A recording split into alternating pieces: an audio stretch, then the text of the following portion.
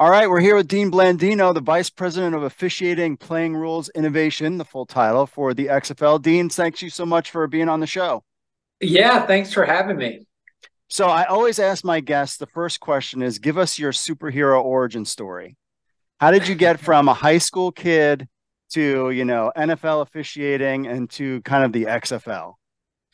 Well, it's definitely a unique journey to most people that get involved in officiating. I didn't officiate on the field. It wasn't something that I was interested in as a younger person. I had played sports my entire life growing up and went to grew up in New York, the NFL. When I got out of school, the NFL, Major League Baseball, NBA, NHL, they all have offices in New York City. I sent my resume to all of them, just hoping. I didn't know. I just knew that I love sports, and if I could find a career in sports, it would be incredible. The NFL called. They had a couple of internships available. I went and interviewed in a couple of different areas, and one was officiating, and they offered me the position. And I said, yes, absolutely, I'll take it. And that's kind of how it started. And I learned officiating actually putting together training tapes for the officials. So I was just editing the tapes. And they had former officials who were supervisors who would pick a series of plays to put together, whether it was offensive holding or defensive pass interference. They would give me that list, and I would go from game to game to edit that tape. And back then, the editing, it wasn't digital, so you had to take from one tape and record it to another, and you're Mhm. watching it as it's happening. And I learned a lot of officiating through putting those tapes together, and then just became a passion of mine, and I've been doing it for the last 25 years. Oh, wow. And so I have a little story of being an intern. I was interning in because I'm from New York and a sports station. I forget what it was called. And I had discovered this great wide receiver named Wayne Corbett because I was Yeah. always having to look at highlights from the college, which I think he went to Hofstra or He went to Hofstra, which is where I went, and we okay. we, we overlapped. He was a little bit younger than me, but I think we might have been there a year or two at the same time. But yeah, that's Wayne Corbett is one ended up being a really good player in the NFL. Yeah. So that was my I was like, this guy, he should get drafted. And they're like, no, he's too small. And then the rest is history there. Yeah, So yeah. talking about the XFL rules. So you were here in the 2.0 era. So can you kind of give us an idea of maybe what are some of the different rules heading into what we call the 3.0 era? Sure. We felt like we have a real good foundation. Everything that went into 2.0, there was a lot of background work, a lot of input from different people, whether it was coaches, players, fans, media. And we feel like the set of rules in 2020 was really well thought out, and it worked well. Small sample size, but we really liked where we were in 2.0. So we didn't feel like we had to reinvent everything and make major changes just to change. But there were a couple of tweaks. We really liked the kickoff. That hasn't changed. That's such a different and unique look than what we're used to in any other level of football.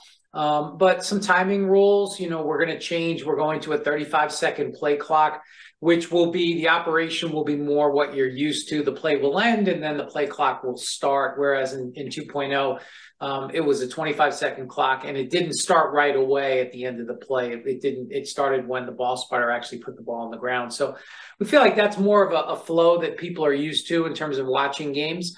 We are going to stop the clock in the last 2 minutes when a player makes the first down in the field of play. So that's basically, what the colleges do throughout the game. We're going to do it just in the last 2 minutes and give teams an opportunity to conserve a little bit of time. And we really want to promote that comeback, the last 2 minutes and closer games and things like that. We're going to add a fourth down option to retain possession in the fourth quarter only. So in addition to an onside kick, a team could elect in the fourth quarter if the score is tied or they're behind to go for a fourth down. You got to make it play, and it'll be from the 25-yard line. It'll be a 4th and 15. And if they make a first down, then the drive continues and they'll keep the ball. If they don't, then the defense takes possession, and it just gives the teams another option to retain possession. So, those are probably the major changes. We're really excited about the possibility of overtime. We didn't have an overtime game in Mm. 2.0, but the alternating tries from the 5-yard line. And we're just excited to get going here in a couple of weeks and see how these rules and some of the tweaks work out during the season. So this fourth down one, if they don't get the fourth down, where does the ball spotted for the other team?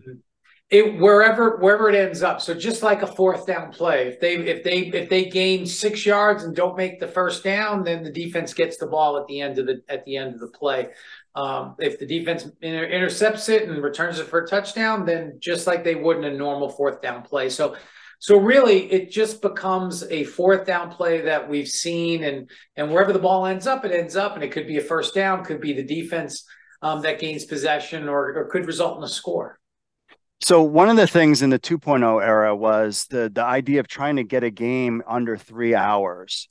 Is that kind of an emphasis or not as much? Because I mean, being at the game, by the time you went to get a drink or get some food and you came back, you were already in the second quarter. So I was that a getting away from that or staying in that rule? Well, I don't think we're as in terms of focused on game length. I think it's more about game flow and not as many interruptions. When you talk to football fans and when I was at the NFL, we did a study with a lot of fans, and they don't necessarily dislike a longer game. If it's a good game, that's great. I'm really invested in the game and I'm interested. What they don't like is a lot of interruptions into the game, stops and starts and things like that. And I think that's what we're really mindful of, just limiting those stoppages in terms of, your commercial break pattern and not having multiple breaks in a short window or too many replay stoppages, things like that. And we feel like with the 35-second play clock, with what we're doing with replay, with the ability to just communicate directly to the referee and not go over to the sideline and put on a headset, we feel like we'll maintain a good flow. And if we maintain that good flow, then the length of the game will take care of itself. But if you have a good flow, exciting games, a lot of back and forth, I think people are going to be watching. So one of the things that has been talked about a lot, especially from player personnel people, is the offensive lineman.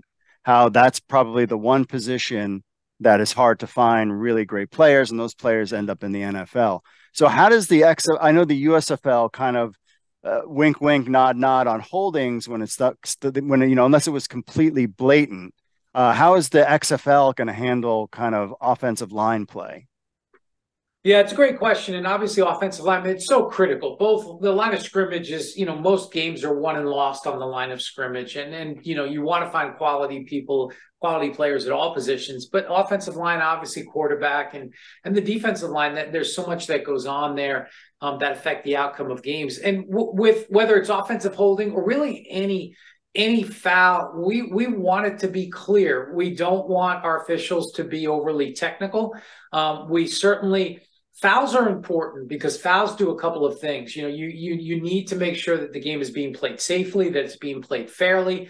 And that's why officials throw flags, because to ensure that those things are happening. So we can't just let things go, but we want it to be there. We want officials to see the entire action.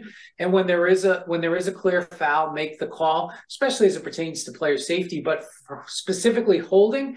As long as the offensive lineman maintains good feet, maintains good position, there's a certain amount of hands outside the frame that's allowable, and the NFL looks at it the same way. So we won't stray too far from that. We want the foul to be there to call it, and if the official isn't sure, don't throw the flag.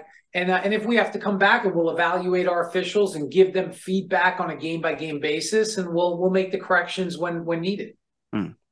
So what about like 1 foot in bounds versus 2 feet in bounds? It's always been the biggest distinction between really college football and the NFL. So you guys went with staying with the 1 foot in bounds? Correct. And what's Yeah, kind of the thought process behind that? yeah, I think that goes back to 2.0 and in all of our conversations about the rules. We felt that the college rule, a couple of things, right? It promotes offense because obviously it's easier to make a catch if it's just 1 foot versus 2 feet. And we actually felt it was an easier rule to officiate as well. You're not looking for that second foot and that time element now. It extends it. So we felt like any body part made a lot of sense. It promotes the offense. And look, we want a balance between offense and defense. It's not like we're sitting there saying we want games that are going to be 85 to 73. We want that balance because that's exciting. If you have a game where the defense can't make a stop, then that's not necessarily exciting either. You want that back and forth.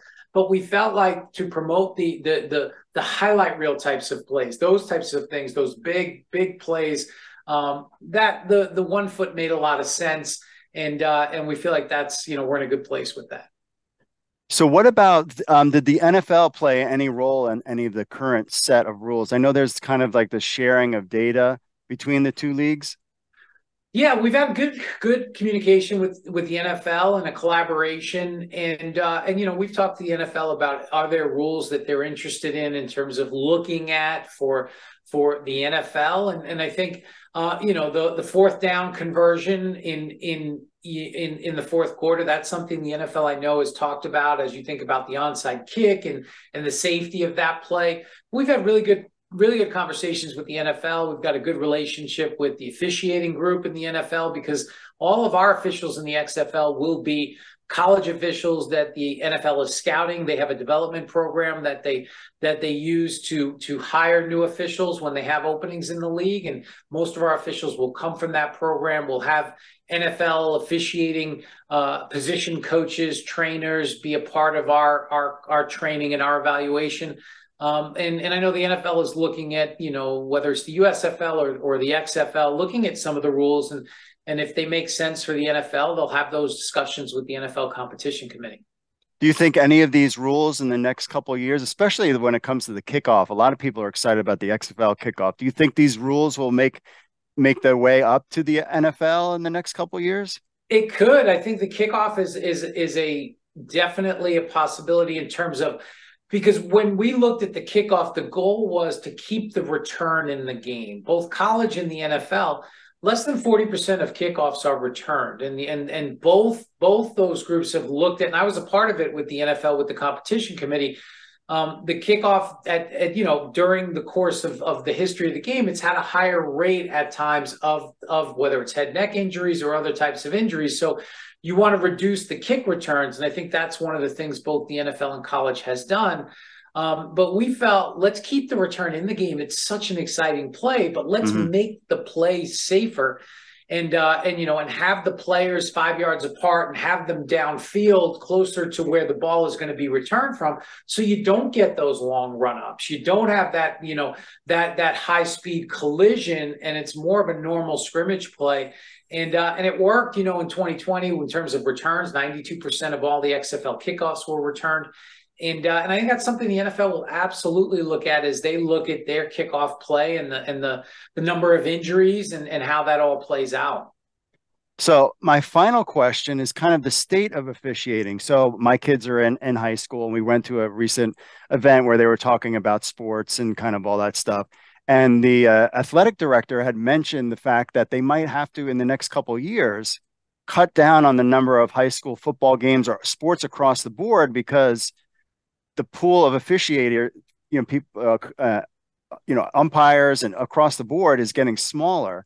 As somebody who is dialed in with all, more than just the XFL and NFL, like, what's your take on kind of the future of officiating in the country? It's definitely an issue. We are seeing numbers drop in terms of participation, and that's concerning because when you think about the lower levels, right? If you don't have officials, you don't have games, and that's really important. We're seeing high school games get rescheduled where you can't play all your high school games on Friday night anymore because there just aren't enough officials to work all those games. So now you're seeing Thursday night, Wednesday, Saturday, those types of things. And the problem is we just don't have enough young people getting involved in officiating, or when they do get involved, they have a negative experience. And a lot of that revolves around whether it's parents or coaches, that interaction. And usually it's very negative. So if you have a young person that is trying to go out and officiate a youth game and they have an adult that is verbally abusing them, we get a lot of people that they just don't want to do it. They're like, why am I going to go out and get abused when I could go do something else? And that's a real problem. And it's something that we're working on, and that outreach, and also providing mentorship opportunities for young officials and just educating people in terms of the fans, the coaches, the parents. The players are usually, the kids are great, but it's the people that are watching sometimes that we forget that officials are people, right? And we see Mm-hmm. the stripes and we think, oh, it's okay to yell at them, when they're just people trying to do a job, and they're giving up their time so that these kids can play games. Because without these officials, we don't have games, and then we just, then it just becomes practice. So it's definitely an issue, we hope that we can start to get those numbers back up again. Yeah. So one of the things I thought of, I think it was George Kittle had the tight ends day, and he kind of made a big. I think we should have an officials day and celebrate the dead day is just to thank the officials. That was kind of when I saw that. That was my take. So, Yeah, no, uh, I think that's a great idea. so Dean, I appreciate your time. Thank you so much for being on the program, and maybe we'll catch up after the season is and see how all these rules play out. Yeah, definitely. Thanks for having me, Mark.